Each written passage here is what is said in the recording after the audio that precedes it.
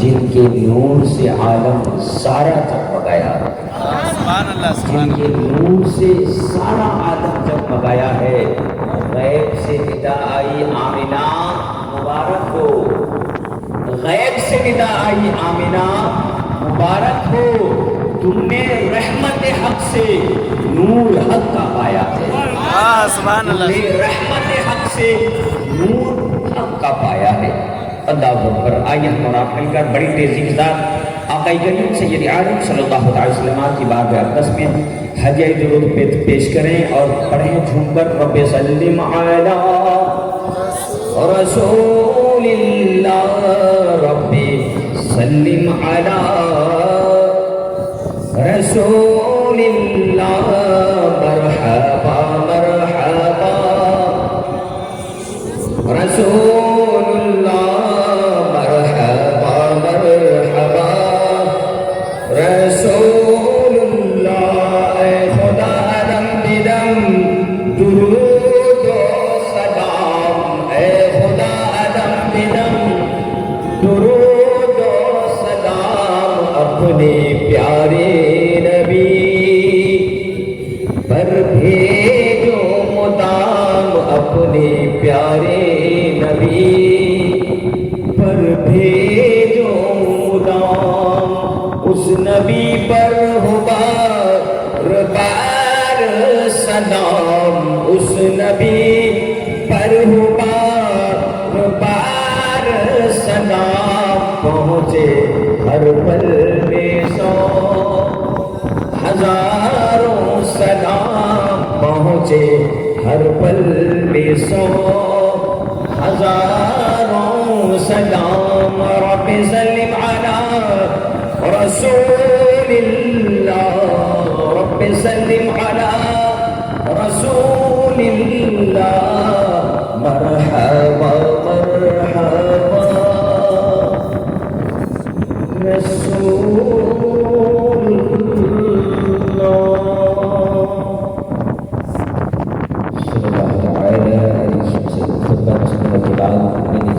کریمہ کو اپنا ٹاپک بنایا۔ اللہ فرماتا ہے ہمیں اپنے محبوب کو پوری ایتھریٹی کے لیے، پوری کائنات کے لیے رحمت بنا کر بھیجا۔ حضرات بڑی افسوس کی بات ہے جو لوگ اعتراض کرتے ہیں کہ تم حضور کی پیدائش مناتے ہو، آخر یہ قرآن و حدیث سے کہاں ثابت ہے؟ تو اللہ کا جو فرمان ہے، قرآن کی جو آیت ہے، میں نے وہی آپ کے سامنے پیش کیا۔ ہم نے اپنے محبوب کو پوری کائنات کے لیے رحمت بنا کر بھیجا۔ حضرات بھیجنا کس کو بولتے ہیں یہ سمجھنے کی کوشش کریں۔ کوئی کہیں چیز پڑی رہتی ہے یا کوئی جیسے آپ کے گھر میں آپ کا لڑکا موجود ہے تب نہ آپ بھیجیں گے، اگر موجود ہی نہیں ہے آپ کو کہیں بھیجنا، یہاں سے مارکیٹ بھیجنا ہے کہ جاؤ بیٹا مارکیٹ سے فلاں سامان لے کر آؤ، لڑکا موجود ہے تب بھیجیں گے، اگر موجود نہ ہوگا تو نہیں بھیج پائیں گے۔ سمپل سی بات ہے۔ ان عقل کے اندھوں کو سوچنا چاہیے کہ اللہ خود فرماتا ہے اے محبوب ہم نے آپ کو بھیجا۔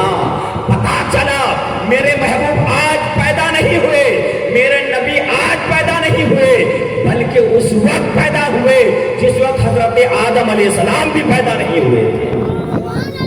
اس وقت حضرت آدم علیہ السلام آپ علم کی منزل طے کر رہے تھے، اس وقت سے پہلے رب تبارک و تعالیٰ نے اللہ تبارک و تعالیٰ نے اپنے محبوب کو پیدا فرمایا، گویا کہ حضور پہلے سے موجود تھے، تب جا کر رب کا یہ فرمان ان وما ارسلناک الا رحمۃ للعالمین، اے محبوب ہم نے آپ کو پوری کائنات کے لیے رحمت بنا کر بھیجا۔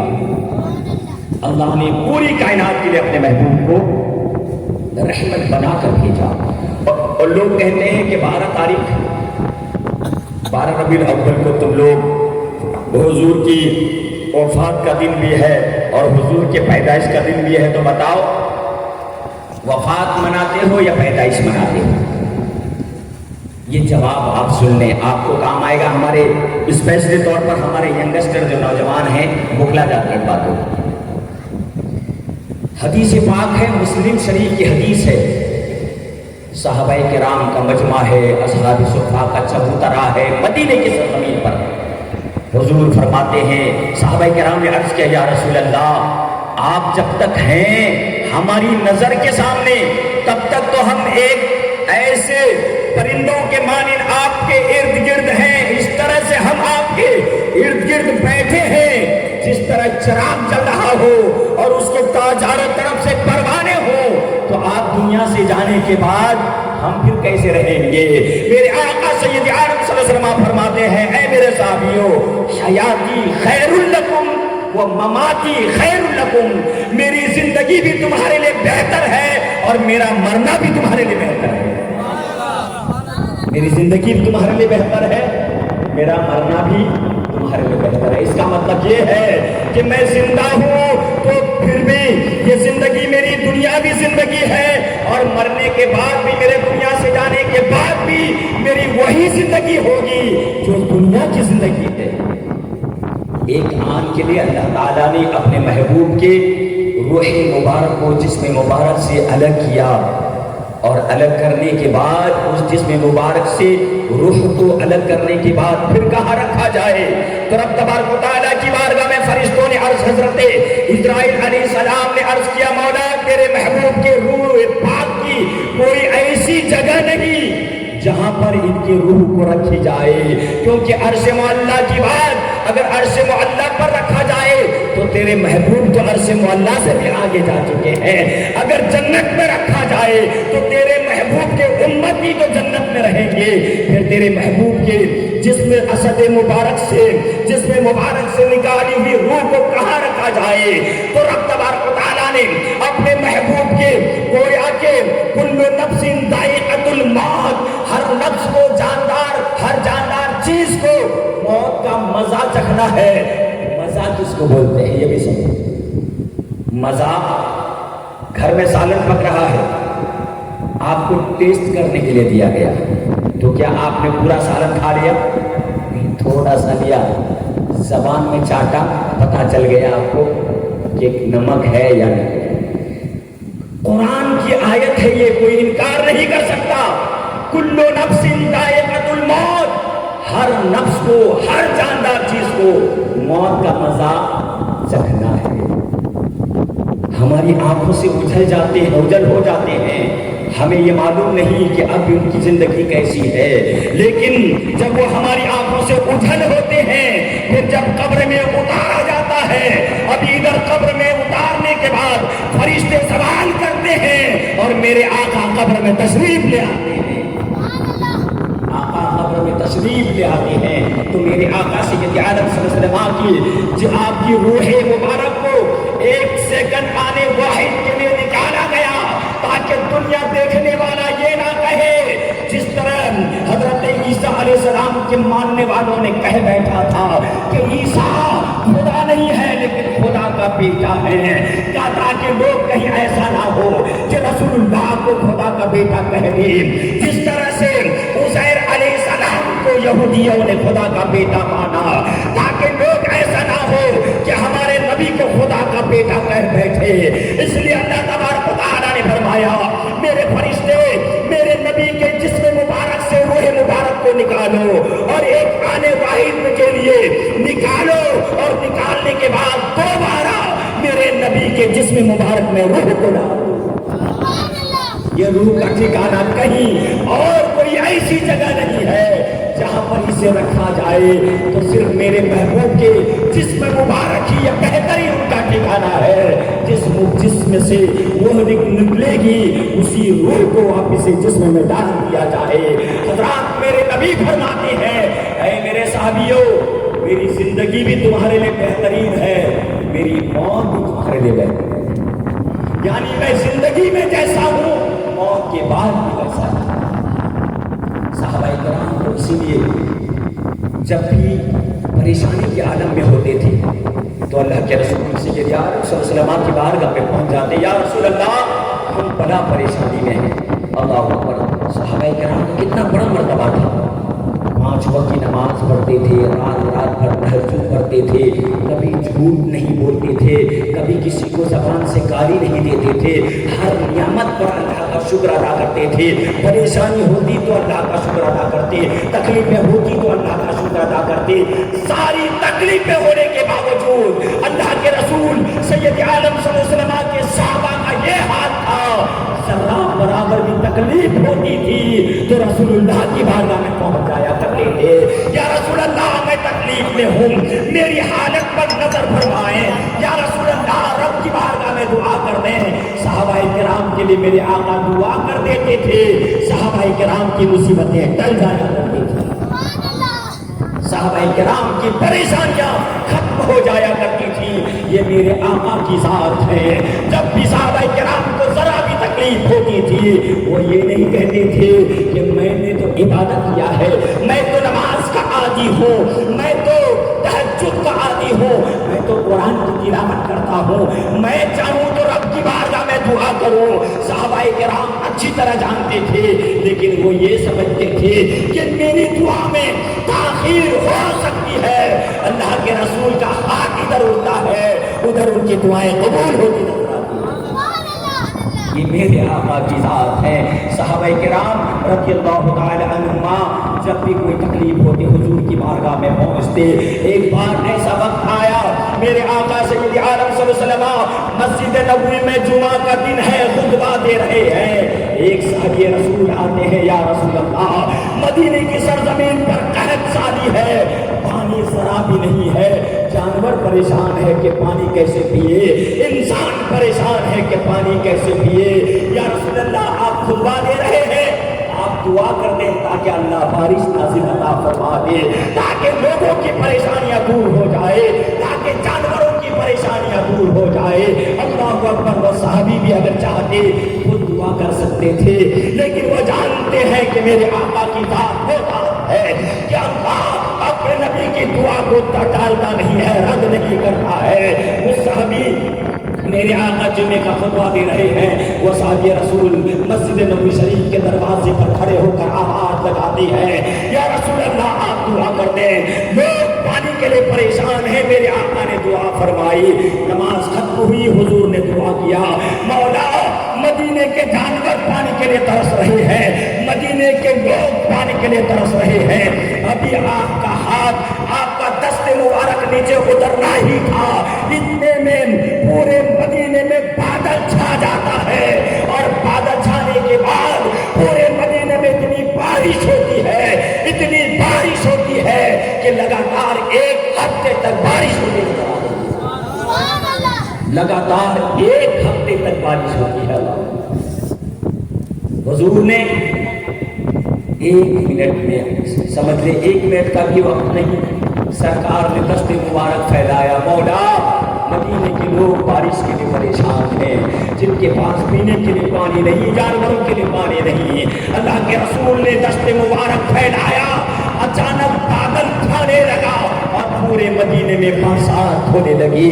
جب پورے مدینے میں برسات ہوئی، ایک ہفتہ ہو گیا، وہی صحابی رسول پھر مدینہ شریف کی اسی مسجد نبوی شریف میں پہنچتے ہیں، اور پہنچ کر کہتے ہیں، یا رسول اللہ پچھلے جمعہ آپ سے کہا تھا کہ بارش کے لیے دعا کر دیں، آپ نے دعا کر دیا تھا، آپ کی دعاؤں نے وہ تاثیر، وہ رنگ دکھائی کہ آج تک بارش ہو رہی ہے۔ یا رسول اللہ آپ دعا کر دیں کہ بارش رک جائے۔ اللہ اکبر۔ بارش اگر نازل کرنا ہے تو بھی حضور کے پاس، بارش بند کرنا ہے تو بھی حضور کے پاس۔ یہ میرے آقا کا مرتبہ ہے۔ وہ صحابی رسول کہتے ہیں، یا رسول اللہ وہ جمعہ سے لے کر اس جمعہ تک ایک ہفتہ ہو چکا ہے، بارش ہو رہی ہے، اب مدینے کی گلی گلی میں پانی جم چکا ہے، مدینے کے نالے میں اور مدینہ شریف کے گلی کوچوں میں پانی زیادہ سے زیادہ جم چکا ہے، لہذا اب آپ دعا کر دیں تاکہ بارش رک جائے۔ میرے آقا سید عالم صلی اللہ علیہ وسلم پھر دعا کرتے ہیں، اللہ تو بارش کو روک دے، بارش رک جائے۔ جب اللہ کے رسول دعا کرتے ہیں، ایک ہفتے تک بارش چلی تھی، ابھی دست مبارک پھیلانا ہی تھا، اچانک بارش رک جائے۔ اللہ اکبر، صحابہ کرام رضی اللہ تعالیٰ حضور سے کتنی محبت کرتے تھے۔ اللہ اکبر، میرے آقا کی کوئی بھی پریشانی ہوئی آقا کی بارگاہ میں پہنچتے تھے۔ جب رسول کائنات صلی اللہ علیہ وسلم کا وفات ہوا، میرے آقا کا وصال ہوا، حضور اس ظاہری دنیا سے پردہ فرما چکے۔ اب صحابہ کرام کیا کریں؟ جب بھی کوئی تکلیف ہوتی تھی اللہ کے رسول کے پاس آتے تھے، دعا کر دے اللہ پریشانی دور کر دے۔ اب تو حضور دنیا سے جا چکے ہیں، اب کس کے پاس آئے؟ حضرت عائشہ کے پاس رضی اللہ تعالیٰ عنہا۔ صحابہ کرام آئے اور آ کر کہنے لگے، اے عائشہ رضی اللہ تعالیٰ عنہا، آپ تو حضور کی زوجہ ہیں، حضور کی شریک حیات ہیں، جب بھی ہمیں کوئی تکلیف ہوتی تھی ہم حضور کی بارگاہ میں آتے تھے دعائیں کروانے کے لیے، اب ہم کیا کریں؟ حضرت عائشہ نے کہا، حضور کی قبر مبارک پہ، حضور کے مزار کے اوپر جو گنبد ہے اس کو ذرا سا کھول دو، اسے ذرا سا کھڑکی کی طرح بنا دو اور پھر تم دعائیں کرو، جو بھی دعائیں کرو گے اللہ قبول عطا فرما دے گا۔ اللہ مدینہ شریف میں حضور کا جو روضہ ہے، جو گنبد خضرا ہے، آج بھی گنبد خضرا کے اوپر ایک کالے طریقے کی اتنی سی جگہ آپ دیکھیں گے، کالا ہے، دونوں طرف سے دروازہ لگا ہوا ہے، اس میں تالا بھی لگا ہوا ہے، وہی وہ کھڑکی ہے جو صحابہ کرام نے دعا کے لیے کھول کر تھی۔ آج بھی وہ گنبد خضرا حضرت دیکھ کر آئے ہیں، اور گنبد خضرا پر وہ جگہ آج بھی موجود ہے کہ جس جگہ سے جب صحابہ کرام دعائیں کرتے تھے وہاں سے بعد میں اجابت تک رب تبارک و تعالیٰ کی بارگاہ میں وہ دعائیں قبول ہوتی تھی، اس کے محبوب کے صدقے میں قبول ہوتی تھی۔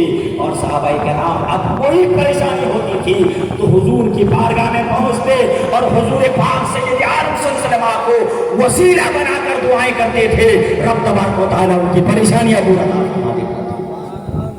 حضور نے فرمایا، حیاتی خیر لکم، میری زندگی بھی تمہارے لیے بہتر ہے، وہ مماتی خیر لکم، میرا دنیا سے جانا بھی تمہارے لیے بہتر ہے۔ اس لیے ہم حضور پاک سید عالم صلی اللہ علیہ وسلم کا جشن ولادت مناتے ہیں۔ کیوں؟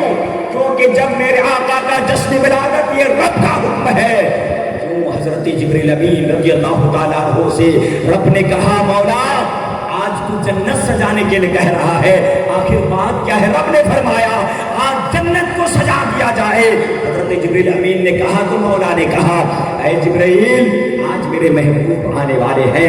جبرائیل نے کہا، مولا جنت تو سجائے اور سجے ہوئی کا نام ہے، پھر تو جنت سجانے کہہ رہا ہے؟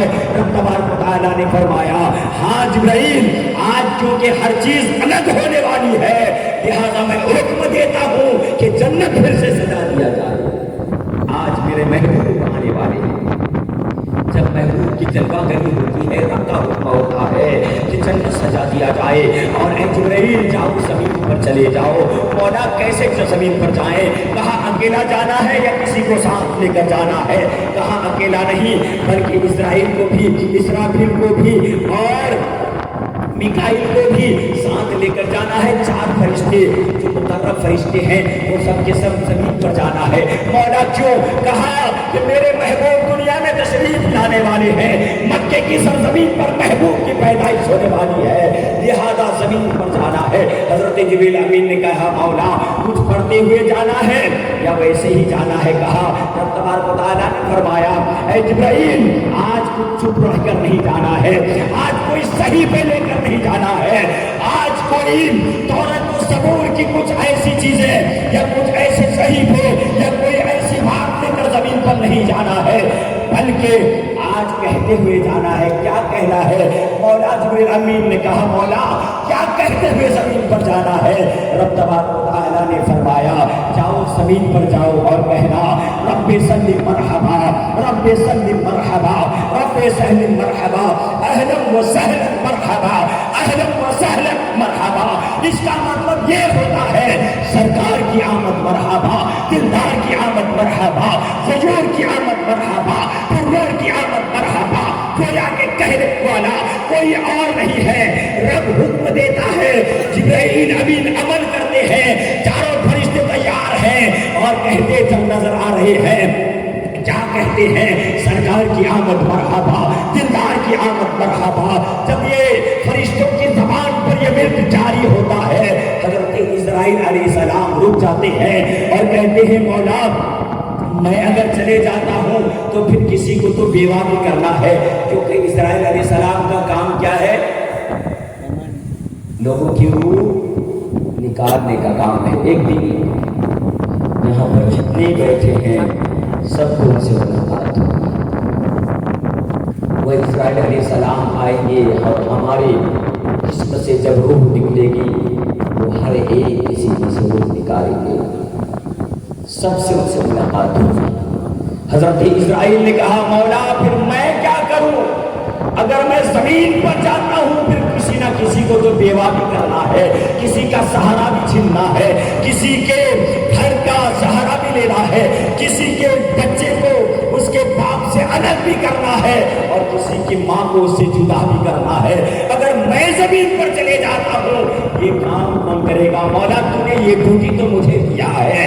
رب تبارک و تعالیٰ نے فرمایا اے اسرائیل سنو، آج میرے محبوب کی پیدائش ہے، بتاؤ اگر تم کسی کی روح قبض کرو گے، اس کا اگر کسی باپ کی روح قبض کرو گے تو بیٹا روئے گا یا نہیں روئے گا؟ کہا مولا یقیناً بیٹا روئے گا۔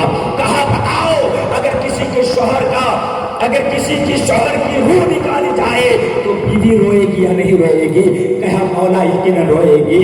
رب تبارک و تعالیٰ نے فرمایا بتاؤ اگر کسی کے بھائی کی روح نکالی جائے تو اس کا بھائی روئے گا یا نہیں روئے گا؟ کہا مولا یقیناً روئے گا۔ اللہ تبارک و تعالیٰ نے فرمایا اے اسرائیل سن لے، آج میں نے تمہاری چھٹی کر دی ہے کیونکہ میرے محبوب آنے والے ہیں، اور جتنے لوگ دنیا سے جانے والے ہیں جس کی روح تم قبض کرنے والے ہو اپنے محبوب کے صدقے میں ان کو بھی زندگی کی خیرات عطا کروا دو، اسے بھی زندگی کی خیرات دے دی ہے کیونکہ آج محبوب آنے والے ہیں۔ اللہ اکبر۔ اللہ تبارک و تعالیٰ اپنے محبوب کی پیدائش کی خوشی منائے، اس پر کوئی اعتراض نہیں۔ آج ہمارے نوجوان ناری تکبیر، ناری رسالت، سرکار کی آمد کا نعرہ لگائیں، قمقمے لگائیں، ہم لائٹ لگائیں تو اس پر اعتراضات، بولتے ہیں فضول خرچی فضول خرچی۔ بتاؤ فضول خرچی کسے کہتے ہیں؟ اگر فضول خرچی دیکھا جائے ایک جوڑی چپل کے علاوہ دوسری جوڑی اگر رکھتے ہیں وہ بھی فضول خرچی ہے۔ ایک گنجی کے علاوہ دوسری گنجی اگر ہم پہنتے ہیں وہ بھی فضول خرچی ہے۔ اگر ایک جوڑا کپڑا کے علاوہ دوسرا رکھتے ہیں تو بھی فضول خرچی ہے۔ قربان جاؤ صحابی رسول پر جو مدینے کی سرزمین پر تھے، ایک ایسے صحابی جو ایک ہی کپڑا پہن کر فجر کی نماز کے لیے آتے تھے۔ اللہ اکبر، ان کے پاس پیسے تو تھے لیکن سوچتے تھے کہ اگر میں دوسرا لیتا ہوں تو یہ فضول خرچی ہو جائے گی۔ یہ میرے آقا سید عالم صلی اللہ علیہ وسلم کی سنت ادا کرتے تھے، ایک ہی کپڑا تھا، فجر کی نماز کے لیے آتے تھے۔ جب بھی آقا کریم صلی اللہ علیہ وسلم فجر کی نماز پڑھانے کے بعد سلام پھیرتے تھے وہ صحابی رسول غائب ہو جاتے تھے، اپنے گھر چلے جاتے تھے۔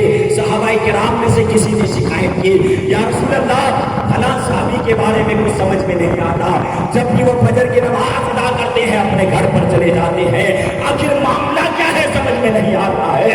صحابہ کرام نے جب شکایت کی، ایک دن فجر کی نماز سے پہلے میرے آقا نے فرمایا کہ نماز کے بعد تھوڑی دیر کے لیے رک جانا، لہذا وہ صحابی رسول جو ہی فجر کی نماز ختم ہوتی ہے رک جاتے ہیں، اور رکنے کے بعد میرے آقا سوال کر بیٹھتے ہیں اے میرے صحابی بتا آخر معاملہ کیا ہے؟ جب تم نماز پڑھتے ہو اور جب میں سلام پھیرتا ہوں تو غائب ہو جاتے ہو، آخر اس کی وجہ کیا ہے؟ وہ صحابی رسول کہتے ہیں یا رسول اللہ گھر میں کوئی دوسرا کپڑا نہیں ہے بلکہ گھر کے اندر ایک گڑھا بنا ہوا ہے، جب تک میں اپنے گھر سے اس کپڑے کو پہن کر نماز کے لیے آتا ہوں میری بیوی اس گڈھے میں بیٹھ جایا کرتی ہے کیونکہ اس کے پاس کوئی کپڑا نہیں ہے۔ اسی کپڑے کو پہن کر میں نماز کے لیے آتا ہوں اور پھر جب میں جلدی جلدی یا گھر پہنچتا ہوں اسی کپڑے کو پہن کر میری بیوی نماز ادا کیا کرتی ہے۔ اللہ اکبر، یہ اسلام کی غربت کی کہانی ہے۔ جب آقا کریم سید عالم صلی اللہ علیہ وسلم کے صحابہ نے اپنی زندگی ایسی گزاری تھی، تو بتاؤ کیا ایسی زندگی گزار سکتے ہو جو کہتے ہو کہ یہ کرنا تمہارے لیے بدعت ہے یا فضول خرچی ہے؟ اگر کر سکتے ہو تو بتاؤ، ایک لنگی کے علاوہ دوسری لنگی تمہارے لیے پہننا گویا کہ فضول خرچی میں شامل ہے۔ اگر تم ایسا کر سکتے ہو کہ ایک لنگی میں گزارا کرو تو یقیناً تمہارے لیے قابل تعریف کی بات ہوگی، ورنہ اگر کہتے ہو کہ یہ لائٹ لگانا یا قمقمے کرنا، یہ جلوس منانا فضول خرچی ہے، تو بتاؤ اللہ کے رسول سید عالم صلی اللہ علیہ وسلم جب پیدا ہوئے تھے، آمینہ کہتی تھی کہ ایسا میرے گھر کے اوپر آسمان کے ستارے اتنے قریب آ چکے تھے، ایسا لگتا تھا کہ اب وہ ستارے زمین پر گر پڑیں گے، ایسا لگتا تھا کہ ستارے زمین پر گر پڑیں گے۔ مجھے ڈر ہونے لگا، اللہ یہ کیا ہے، آخر یہ ستارے میرے گھر کے اوپر کیوں ہے؟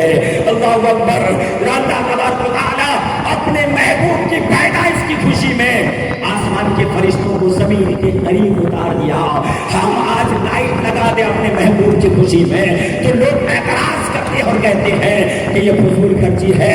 ہماری اتنی طاقت نہیں کہ ہم آسمان کے فرشتے کو زمین پر اتار سکیں، یہ رب کی بارگاہ میں رب کی ذات میں ہی طاقت ہے، رب کے دست قدرت میں طاقت ہے اور پاور ہے، ہم میں وہ پاور نہیں۔ البتہ اللہ نے ہمیں جو کچھ دیا ہے اسی میں سے اگر خرچ کر کے ہم لائٹ لگا دیتے ہیں، اگر ہم اس میں سجا دیتے ہیں، ہو سکتا ہے یہی سنت جو رب کی سنت ہے رب کی بارگاہ میں قبول ہو گئی تو اللہ تعالیٰ ہمارا بیڑا پار، اگر رب کی بارگاہ میں قبول ہو جاتی ہے تو اللہ بیڑا پار عطا فرما دے گا۔ نہ طاقت پر نہ زہد و اتقا پر ہے، ہمارا ناز جو کچھ ہے محمد مصطفیٰ پر ہے، ہمارا ناز جو کچھ بھی ہے محمد مصطفیٰ پر ہے صلی اللہ علیہ وسلم۔ ہمارے پاس کچھ نہیں، نہ ہمیں عبادت کا گھمنڈ ہے، نہ ہماری نماز کا ہمیں گھمنڈ ہے، نہ ہمارے حج کا ہمیں گھمنڈ ہے، نہ ہمارے خیرات کا ہمیں گھمنڈ ہے، نہ ہمارے زکات کا ہمیں گھمنڈ ہے۔ اگر کوئی ہے تو حضور کی ذات پر ہے۔ حضور نے فرمایا شفاعتی اہل الکبائر من امتی، آج بھی مدینے کی سرزمین پر یہ حدیث پاک لکھی ہے جو آقا نے فرمایا تھا، میں اپنے گنہگار اپنی امتی کے بڑے بڑے گنہگار جو ہوں گے، چھوٹے چھوٹے نہیں، سبحان اللہ، حضور نے پہلے فرما دیا ہے میں اپنی امتی کے بڑے بڑے گنہگار کی شفاعت کرتا ہوا نظر آؤں گا۔ حضور بڑے بڑے گنہگار امتی کی شفاعت کریں گے، تو بتاؤ اس نبی کا چراغاں کیوں نہ کریں کہ نہ جس کے لیے ہم جن کے جو ہمارے رات بھر رویا کرتے تھے، بتاؤ اس نبی کے نام پر ہم خوشیاں کیوں نہ منائیں، جنہوں نے کہا جس نبی نے اس ماں کو عزت دی، جس ماں کی جنت ساتوں آسمان کے اوپر تھی، وہاں سے لا کر میرے نبی نے فرمایا نوجوانوں سنو، جنت کہاں تلاش کرتے ہو، ماں کے قدم کو چوم لو، تمہیں جنت میں بھی نظر آئے گی۔ اس نبی کو کہاں کہاں بھولو گے جس نبی نے غریبوں کو عزت دی اور غریبوں کو وقار عطا فرمایا، غریبوں کو عزت دے کر کے آقا نے فرمایا اے غریبوں گھبرانا نہیں، کیونکہ امیر انتظار کریں گے کہ اب جنت میں جائیں گے، امیر خیرات کی بنیاد پر سوچیں گے اب جنت میں جائیں گے، امیر اپنے حج اور زکات کی بنیاد پر سوچیں گے کہ اب جنت میں جائیں گے، لیکن غریبوں سنو تم بعد میں نہیں بلکہ امیروں سے 500 سال پہلے جنت میں میرے ساتھ جاؤ گے، امیروں سے 500 سال پہلے جنت میں داخل ہوگے۔ وہ غریب میرے آقا کی میلاد کیوں نہ منائیں؟ بتاؤ وہ باپ حضور کی میلاد کیوں نہ منائیں جس باپ کے گلے میں رسی ڈال کر اس کا بیٹا مارکیٹ میں بیچنے کے لیے لے کر جاتا تھا۔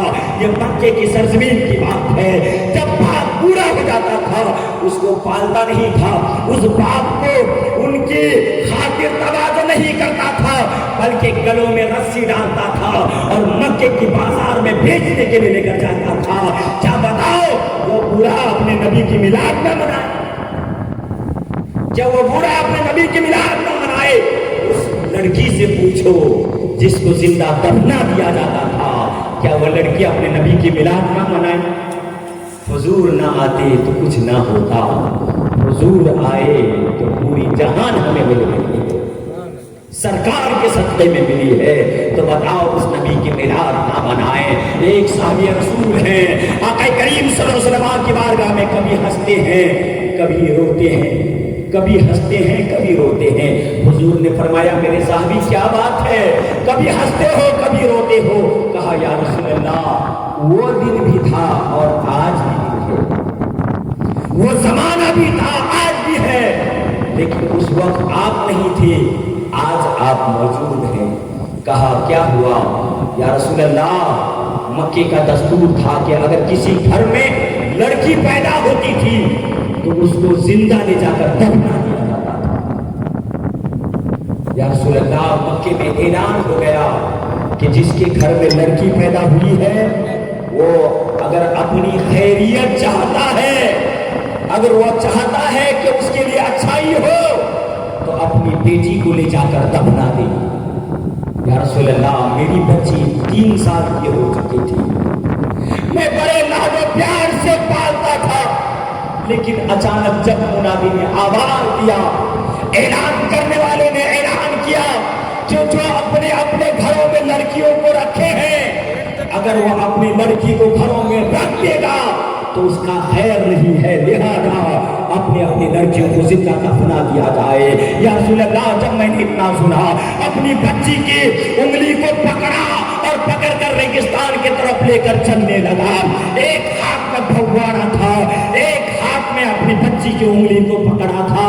جب میں چلنے لگا تھا میری بیٹی کہتی تھی ابا کہاں لے کر جا رہے ہو؟ میں نے بیٹی سے جھوٹ بولا تھا کہ میں اپنے دوست کے گھر تمہیں لے کر جا رہا ہوں۔ جب چلتے چلتے ریگستان میں ہم پہنچے تھے تو ریگستان میں جب میں نے گڈھا کھودنا شروع کیا تھا تو جب گڈھا کھود رہا تھا میرے متین ماتھے سے پسینہ ٹپک رہا تھا، میں نے اپنا شرٹ زمین پر رکھ دیا تھا، اوپر رکھ دیا تھا۔ میری بیٹی نے جب دیکھا کہ باپ کے چہرے سے پسینہ ٹپک رہا ہے تو میری بیٹی نے میرا کپڑا لے کر میرے جسم کا پردہ لے کر کے ایسے کر کے ڈھانپ دیا تھا اور کہا تھا ابا جان آپ اتنی محنت کیوں کرتے ہو، دیکھو آپ کے جسم سے کیسا پسینہ ٹپک رہا ہے۔ سبحان اللہ۔ اے اللہ کے رسول وہ دن بھی تھا کہ میں نے اپنی بچی کے لیے گڑھا کھود رہا تھا، لیکن میری بچی مجھے سایہ کر کے بیٹھی تھی، کہتی تھی ابا آپ کیا کر رہی ہو؟ اللہ قربان جاؤ آج بھی میرے آقا نے فرمایا اے لوگوں جس بچی کو تمہارے درمیان دیا جا رہا ہے، تمہارے آنگن میں جس بیٹی کو دیا جا رہا ہے وہ بیٹی صرف بیٹی نہیں ہے بلکہ اللہ کی رحمت بن کر آ رہی ہے۔ اس بیٹی کو کس نے مقام دیا؟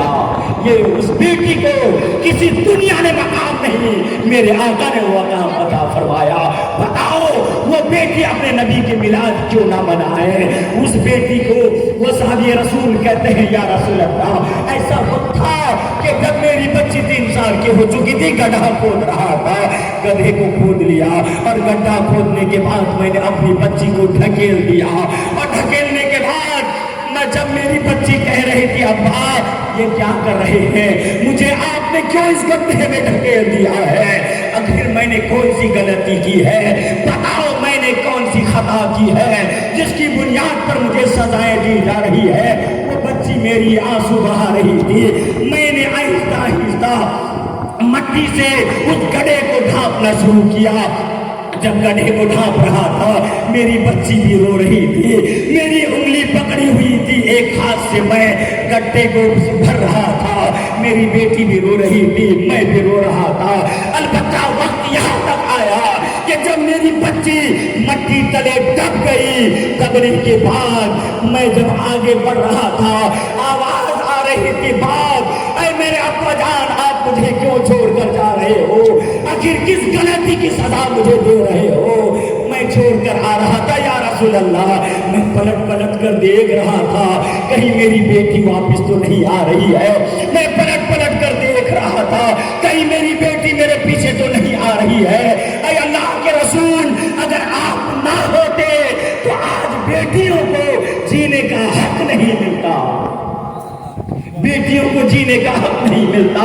جو بھی وقار آج دنیا میں بیٹیوں کو ملی ہے ملا ہے آپ کے صدقے میں ملا ہے. جو عزت بیٹیوں کو ملا ہے وہ آپ کے صدقے میں ملا ہے. میرے آقا نے فرمایا جو بھائی اپنے بہن کے حق کو کھا جاتا ہے کل قیامت کے دن اللہ کی بارگاہ میں حساب دینا پڑے گا. یہ کس نے بتایا؟ اس حق کو کس نے دیا؟ میرے آقا نے عطا فرمایا کہ اے دنیا کے بھائیوں سنو، جہاں تمہارا 2 حصہ ہے وہیں پر 1 حصہ تمہاری بہن کا ہے. لہذا اپنی بہن کے حق کو نہ کھانے کی کوشش کرنا، ورنہ قیامت کے دن اس کا حساب دینا پڑے گا. وقت 11:30 بج چکے ہیں، لہذا مختصر میں تاکہ آپ بھی اکتا نہ جائیں. یہ دین کی بات ہے، پھر ایسا نہ ہو کہ آپ زیادہ دیر تک جگیں اور فجر کی نماز چھوڑ جائیں. ایسا نہیں ہونا چاہیے. جگیں، اللہ اور اس کے رسول کی یاد میں بیٹھیں جتنا ہو سکے. یہی تو ایک ایسا پلیٹ فارم ہے جہاں سے انسان کا دل ان کا نور سے منور ہو جایا کرتا ہے. اور کامیاب قسم خدا کی وہی ہے جو عاشق رسول ہوا کرتے ہیں. کامیابی عاشق رسول کے لیے ہے. ورنہ سوچتے ہیں کہ مسلمان نہیں، مسلمان ہر قسم کا پایا جائے گا. صرف کلمہ پڑھ لینے کا نام مسلمان ہوتا ہے، اور جب مسلمان کلمہ پڑھ کر دائرہ اسلام میں جگہ پا لیتا ہے مسلمان تو بن سکتا ہے لیکن مومن بن نہیں سکتا. اور مومن بننے کے لیے حضور حدیث پاک میں فرماتے ہیں لا یؤمن احدکم حتی اکون احب الیہ من والدہ وولدہ والناس اجمعین. کوئی بھی مسلمان اس وقت تک مومن بن نہیں سکتا.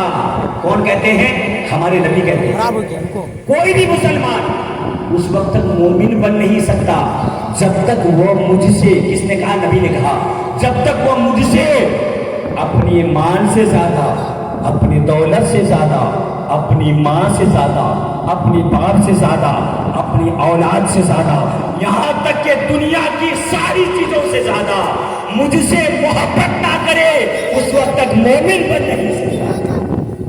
اللہ اکبر. مسلمان تو بن جائیں گے. مسلمان بننا آسان ہے. کلمہ پڑھا لا الہ الا اللہ محمد رسول اللہ، اقرار باللسان و تصدیق بالقلب. زبان سے اقرار کر دیا، دل سے مان لیا، مسلمان. لیکن مومن کب بنتا ہے؟ حضور فرماتے ہیں کوئی بھی مسلمان اس وقت تک مومن بن نہیں سکتا جب تک وہ مجھ سے ماں سے زیادہ، باپ سے زیادہ، اولاد سے زیادہ، دھن دولت سے زیادہ، دنیا کی ساری چیزوں سے زیادہ مجھ سے محبت نہ کرے، مومن بن نہیں سکتا. پتہ چلا مسلمان بن گیا، کبھی اس در پہ، کبھی اس در پہ، کبھی یہاں کبھی وہاں. یہ نہیں، مومن بنا، عاشق رسول بنا.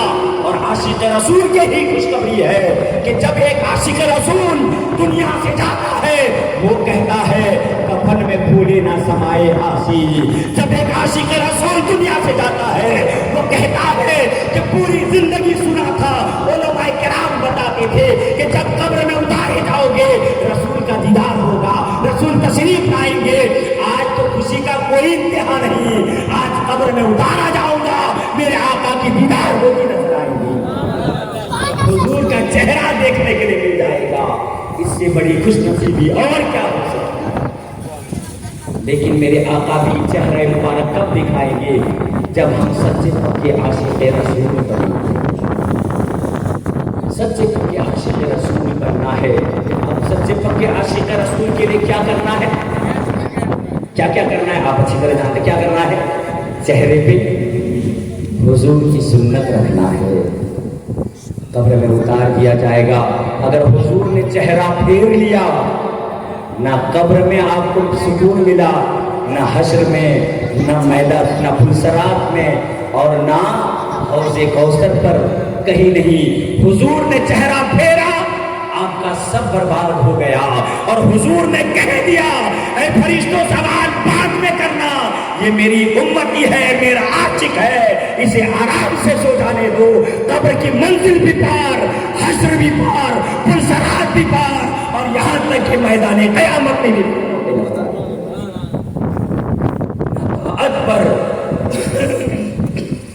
نہ زہد و اتقا پر ہے، ہمارا نام جو کچھ ہے محمد مصطفیٰ پر ہے۔ زندگی کچھ نہیں ہے نبی کی محبت کے بغیر، اگر کچھ ہے تو حضور کی محبت سب سے بڑی چیز ہے۔ اس لیے لوگوں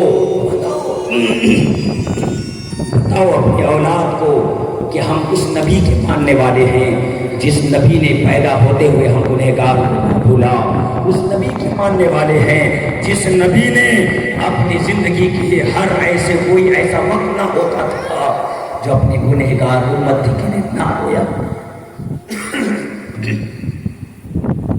تقریباً ربیع الشریف جب سے شروع ہے پروگرام، دو تین ہر دن تقریباً، تو آواز بھی کھانا ساتھ دے گا، لہذا آخری بات بتا دوں انشاءاللہ، یہ مسجد کا تعمیری کام آپ اچھی طرح کریں گے۔ قاری مشتاق صاحب نے بتایا کہ تقریباً 3-4 سال سے اس کا کام ہے، آہستہ آہستہ یہ آگے بڑھ رہا ہے الحمدللہ۔ لیکن آج میں آپ سے وعدہ لینا چاہوں گا۔ وعدہ کیسا کہ ہم ادھر ادھر بہت پیسے خرچ کر دیتے ہیں، وہ پیسہ کوئی کام کا نہیں ہے، لیکن قسم خدا کی عاشق رسول بننے کا یہ بھی مطلب ہوتا ہے کہ اللہ کے رسول کا جو گھر ہے اس میں خرچ کیا جائے۔ لہذا اس مدرسے میں نے قرآن کی تعلیم حاصل کیا ہے الحمدللہ۔ اس مدرسے میں جب میں چھوٹا تھا، مولانا فیاض صاحب ہمارے گاؤں میں پڑھاتے تھے، اس مدرسے میں آ کر میں نے قرآن پڑھا ہے، لہذا مجھے بھی حق ہے کہ میں بھی کچھ خدمت کروں، تو میں اپنے طرف سے 5000 روپے دینے کے آپ سے کرتا ہوں۔ لہذا آپ یہ ہاتھ اٹھائیں کہ کتنا دے رہے ہیں۔ ایک پوائنٹ کی تعلیم ہے، وہ تعلیم میں نے حاصل کیا ہے، اور ہیں جو اپنا ہاتھ اٹھا گئے تھے ادھر قبر میں اس کو عذاب ہو رہا ہوگا، رب کی بارگاہ سے آواز آئے گی فرشتے اسے عذاب نہ دو جس کا بچہ نیا بستی کے سرزمین پر مدرسے میں بیٹھ کر میرا ذکر کر رہا ہو، میری رحمت کو گوارا نہیں کہ اس کے باپ پر عذاب کیا جائے، اس کے باپ کو عذاب ہو۔ رب تبارک فرشتوں سے کہے گا جس کا بچہ قرآن کی تعلیم حاصل کر رہا ہے اس کے بچے اس کے باپ کو میں عذاب دوں، لہذا رب تبارک تعالیٰ بیٹے کے قرآن پڑھنے کے صدقے میں اس کے گناہوں کو معاف کر کے اس کی مغفرت عطا فرما دے۔ یہ ایسا گھر ہے جہاں سے علم دین حاصل ہوتا ہے۔